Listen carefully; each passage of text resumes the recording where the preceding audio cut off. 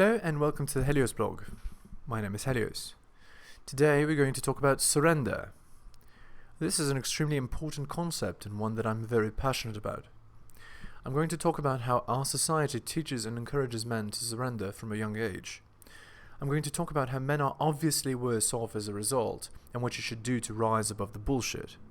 Let's get to it. Enjoying my content? Check out my blog at heliosblog.com. On YouTube, you can support me by liking and subscribing. I'm also on Spotify if you'd prefer a podcast. If you're interested in my books, The Strategist Guide to Seduction and Quotes to Live By, they're available on Amazon. In addition, you can follow me on Patreon at theheliosblog for exclusive content. On with the show. All of their lives, men are taught to surrender. From when we are small children, encouraged to listen to our parents and our teachers, on to adulthood living in the matriarchy, men are taught to surrender. Men are taught that the only socially acceptable way to live is the way that women live. They are taught that men are worse women and not emotional enough.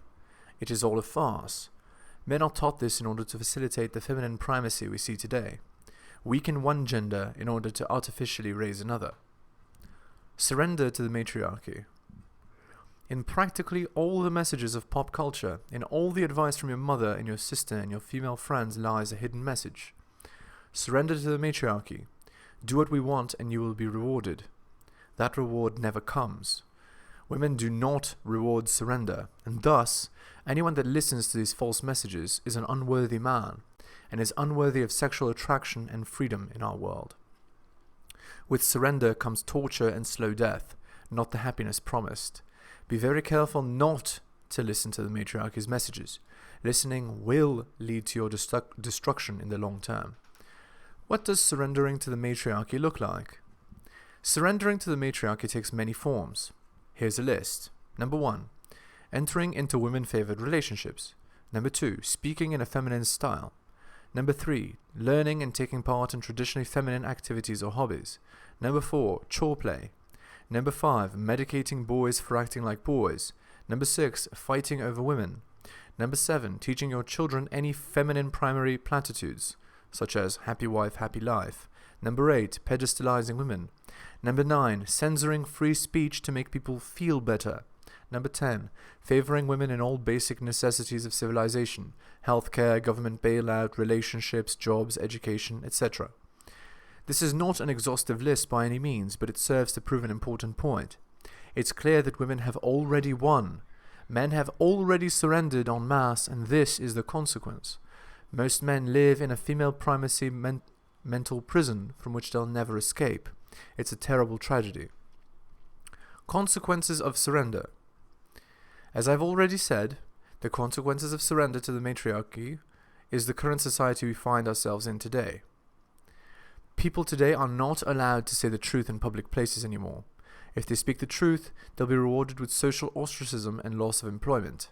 Women are holding on to their primacy in any way they can.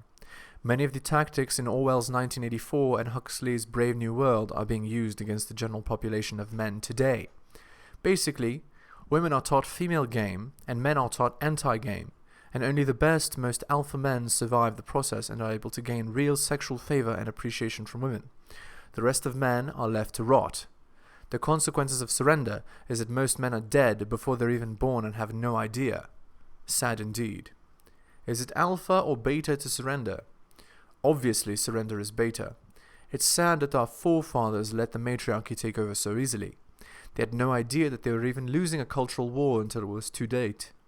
Nowadays, there's so many clueless betas parroting what the matriarchy says they should in an attempt to gain women's favor, it isn't even funny. Men have lost and have lost badly. The global matriarchy shit test. The global shit test of the matriarchy is that men should be more like women. If you believe that what the matriarchy is telling you is true and correct, you have failed. Failing to break the mental prison by failing this shit test dooms a beta man to a life of essentially eternal servitude to a wife who doesn't respect him. The global matriarchy shit test is used as a way to naturally select men. It drains the masculine essence of any man who's stupid enough to listen. Only the most alpha men are able to break out of the mental prison and just get it. These men are the men Sheryl talks about in her book. Number 1, the crazy boys. Number 2, the commitment phobic boys. Number 3, the sexy boys. It is your job to break yourself out. If you fail at this, your life is forfeit. Don't say I didn't warn you. Natural selection. 80% of men fail to break out of the mental prison that the matriarchy has created for them. Thus, 80% of men fail to be attractive to women and are ground down to their foundation. Once they are shells of their former selves, they are casually tossed aside. Hypergamy does not care about your feelings. It only cares that you just get it. Fail and you're done. You are never worth anything to anyone anyway. The winners are those that refuse to surrender. You can only be an alpha winner if you refuse to surrender to the matriarchy. When you choose to be your own man, you pass.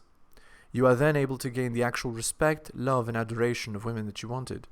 Of course, the only reason they feel that way about you is what you can provide for them. Don't forget that. A woman's love is genuine, but is based on what you give and not what you are. Take back the reins of your life. Now that you're armed with knowledge, use it to your advantage. You know that everyone around you is begging for your capitulation. Do you give them what they want, or do you stand strong? One decision leads to eventual destruction, and one leads to derision. Ultimately, the choice is yours. Do you want to be praised by a society that hates you and wants you powerless?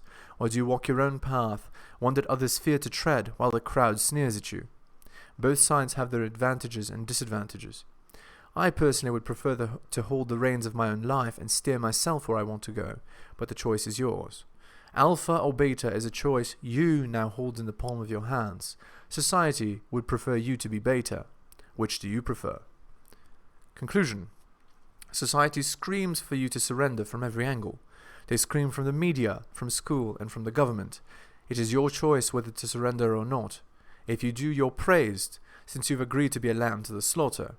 If you don't, you're derided for not bending the knee. The choice is yours.